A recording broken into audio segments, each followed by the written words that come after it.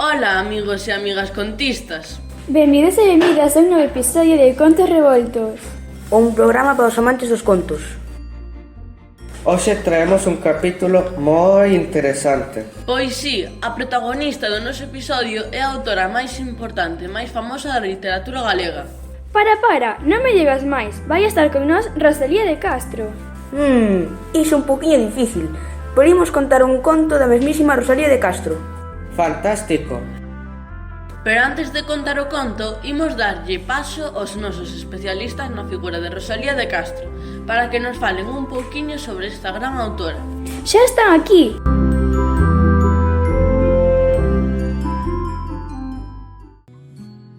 Rosalía pequeniña soñaba con ser pirata. A pequena Rosalía escribía na nosa fala. A meniña silandeira, a da fala ben mainiña. Pequeniña, pequeneira, unha meniña gaiteira. Rosalía de Castro naceu en Santiago de Compostela o 23 de febreiro de 1837. Claro, por iso celebramos o 23 de febreiro o Día de Rosalía. Pasou a súa infancia entre Padrón e Ortoño. Nestas aldeas Rosalía viviu rodeada da natureza e da xente do pobo. A partir de 1850 instálase coa súa nai na cidade de Santiago. Alí realiza estudos de música, de literatura e participa nas actividades culturais da cidade. E tamén nesta etapa coñece a outros intelectuais galeguistas como Eduardo Pondal ou Aurelio Aguirre. No ano 1856 trasladouse a Madrid. Alí publicou os seus primeiros libros, en castelán, o poemario La Flor e a novela La hija del mar. E tamén en Madrid coñece a casa co intelectual Manuel Murguía. A parella terá 8 fillos e vivirá por diferentes lugares de Galicia e de fora, ata que finalmente se instalaron definitivamente en Padrón, na Casa da Matanza. Alí Rosalía de Castro pasará os derradeiros anos da súa vida. Faleceu de cancro en 1885 e o seu corpo está hoxe no Panteón dos Galegos Ilustres en Santiago de Compostela. Xa vedes que vida tan apaixonante tivo Rosalía de Castro. Rosalía pequeniña, medio meiga, medio fada. O peda verde silveira, chamano pola alborada. A rebelde revoldeira, non é musa nin postal. Sube as ponlas das figueiras e ali deitase a soñar. Agora imos contarvos un pouco sobre a súa obra, porque, como sabedes, Rosalía de Castro foi unha importantísima escritora da nosa literatura. E non só da literatura galega, tamén ten obras en castelán como os poemarios La Flor ou En las orillas del Sar, ou as novelas El caballero de las botas azules e Flavio. Está considerado, xunto con Adolfo Bécquer, unha das figuras clave do romantismo español. Na literatura galega é a nosa escritora máis emblemática. Ela foi a líder do rexurdimento das letras galegas do século XIX. Cantares gallegos foi o primeiro poemario que se escribiu en galego despois de moitos séculos. Publicouse o 17 de maio de 1863. Exactamente o 17 de maio. Non vos soa esta data? Pois claro, o Día das Letras Galegas. 100 anos despois de que se publicase Cantares gallegos, escolleuse o 17 de maio como o Día das Letras Galegas. E, por suposto, as primeiras letras galegas foron dedicadas a Rosalía de Castro. E ben que o merecía. Rosalía atreveuse a escribir en galego cando dos dicían que era unha lingua de pailáns e que non valía para escribir. En fin, barbaridades daquel tempo. Pero Rosalía demostrou que iso non era así e que o galego, por suposto, que valía para escribir poesía e moito máis. Sabedes o importante que foi? Pois sí, unha fenómena. E en galego ainda escribiu tamén outro poemario titulado Follas Novas. E tamén escribiu un conto en galego, que moi pouca xente coñece. Pero como neste programa sodes moi contistas, creemos que vos pode gustar. Despois de publicar Cantares gallegos, Rosalía de Castro publicou un relato que tiña por título Contos da miña terra. E agora, nós imos contarvos ese conto. Pero como é bastante longo, imos contarvos unha versión resumida e adaptada. Esperamos que vos guste. Claro que sí, imos alá. Dentro conto! Ai, Xan! Xan vai coller leña ao monte, xan vai a compoñer cestos, xan vai a podar as viñas, xan vai a pañar o esterco, e fai o leito e o caldo, xan en eu xan completo, deses que a cada muller lle conviña un polo menos, pero cando un busca un xan, case sempre atopa o Pedro. Era un día de inverno e dous amigos camiñaban a bo paso. Un ía sobre unha mula branca e outro encima dos seus pés. O que ía a pé corría tanto como o da mula, pero ía todo cansado. E ti, Lourenzo, por que non mercas un cometoxos que te leve e te traiga por estes camiños? Andar tanto só é bo para os cans. Cometoxos? Eu quería un cabalo grande, ande ou non ande. E xa que grande non o podo ter, ando cos meus pés, que nin comen, nin beben, nin lle fan falta reos. É verdade que o teu motor de camiñar é máis barato que ningún. Claro que o é. Xan e Lourenzo seguían camiñando xuntos. Entón Xan sacou un tema complicado. Ai, Lourenzo, deberías casarte. Casarme? Sí, Lourenzo, tes que aferrar para mercar un cabalo. É que ten que ver iso con casar. Pois para aforrar faiche falta unha muller que che garda o diñeiro que gañas. Voi solto, ben se lambe. Iso son falaruiras, tes que casar, Lourenzo. Seca te constipaches, Lourenzo. Ves, se viñeras a cabalo non che colle o frío. Non estou constipado, home, pero sempre que me falan de casar, dame a tose. Ai, Lourenzo, es atravesado como os cangrexos. Serei.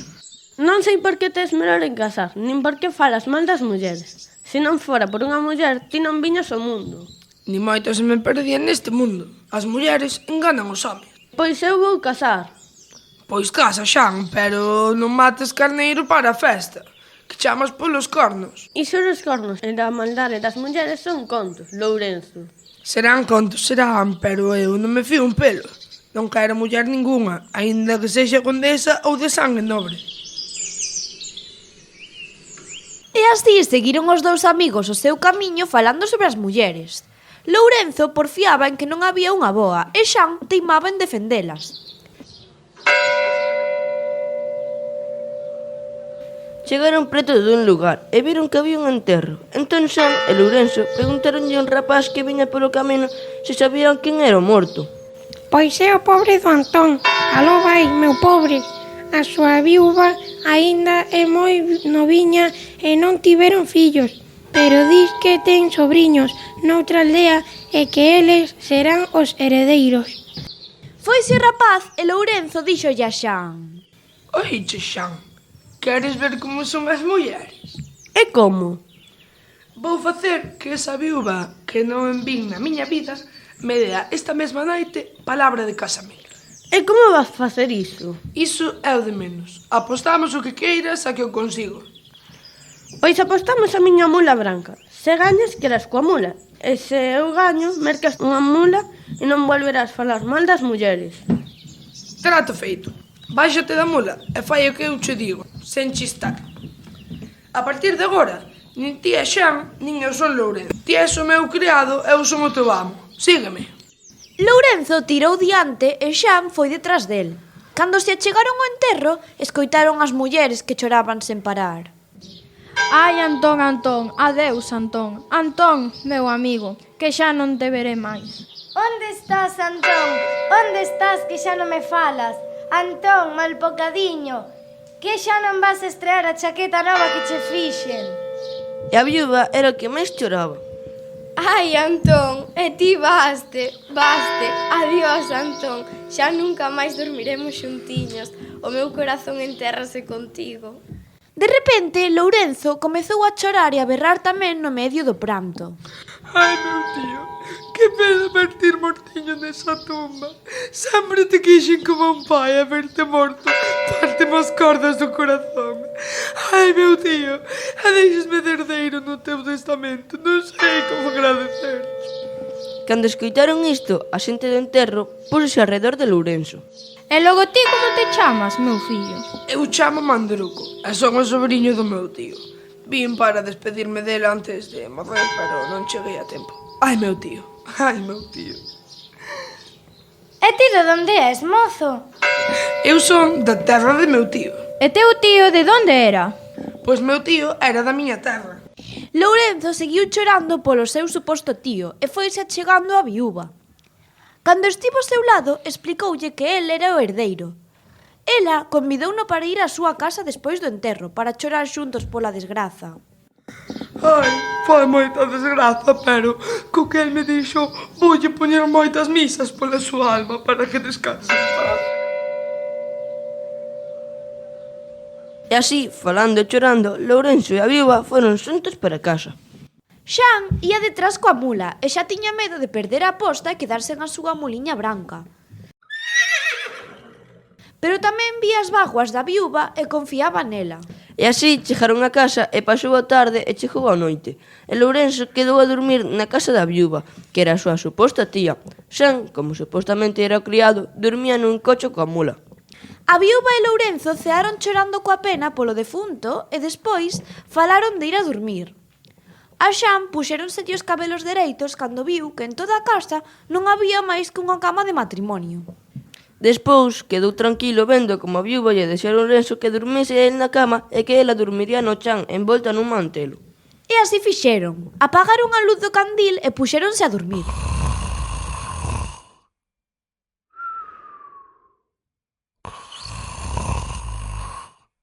Xan respirou tranquilo pensando que gañaría a aposta, pero dalí a pouco escoitou voces. Eran a viúva e Lourenzo chorando outra vez. Ai, o meu defuntiño, que frío está o chan, pero máis frío estás ti nesa terriña que te vai comer. Ai, meu tío, canto me acordo de ti, que eu estou aquí a ti no Campo Santo sen compañía. E sei que non dormes, meu sobrinho. A ti tampouco, miña tía. E como queres que durma? Que me acordo do teu tío. Non ven que dormíamos quentiños nese leito donde ti estás. E por que non vas dormir para aquí nun ladiño, miña tía? Collemos ben os dous, así non pasas frío e non tentas a saúde. Deixa, meu sobrinho, deixa. Téñome que ir a facendo a este frío. Todo o que tiña agora é teu. Deixouche en herdanza teu tío. Eu quedei viúva. É pobre e vou pasar moitísimas noites de frío. Ai, miña tía, eu sei dun home rico e da sangue do vosso defunto marido casaría contigo. Cala, sobrinho, non me fales de outro home. Así non perderás nin a casa nin a facenda. E o tío estará contento. Seguro que se alegra de que cases de novo. A min tenme dito iso. É porque a min non mo dixo. Esqueceríalle porque estaba morrendo. Pero a min sí que mo dixo. Ainda che direi máis. O home que quere casar contigo son eu. Ai, meu defuntiño, que bo sobrinho che dou Dios, que quere cumprir a túa última vontade. Case comigo, miña tía. Meu tío seguro que o está desexando dende a tumba. Se é o que el quería... Pero ten que ser antes dun mes, que despois teño que ir a outro lugar por outra herdanza. E quero que quede sendo dona da casa. Pero todo o mundo falará... Deixe estar o mundo. Casaremos en segredo e ninguén o saberá. Veña, casemos logo. Xan, escoitando os plans de matrimonio e vendo que perdía a mula, exclamou: Meu amo, a casa arde. Eu vou ver aquí. Aí vou, Xan, espera. Espérame aquí, miña tía, que logo volvo. E aí, 100 anos que foi isto, e aínda hoxe espera viúva polo sobrinho do seu tío. Lío que aquí teño e dormeña mulleriña, mentre estos meniños deito de vaguas se enchen os ollos, deixan o ver tales feitos, mas non temas que entre mil, nei máis que un enxontros demos, nei máis que un atormentado, entre mil quedan tormentos, porque cando un busca un xan, case sempre atopa un Pedro, porque cando un busca un xan, case sempre atopa un Pedro. Pois ata aquí o conto de Rosalía de Castro. Xa vedes, hai xente moi lianta como Lourenzo. Xa non hai que fiarse. Pero tamén hai xente boa como a Xan. E así rematamos o programa de hoxe. Esperemos que vos gustades o conto de Rosalía. Esperamos vos tamén nos próximos episodios de Contos Revoltos. Iso é, non deixes de escoitarnos. Ata outra, contistas!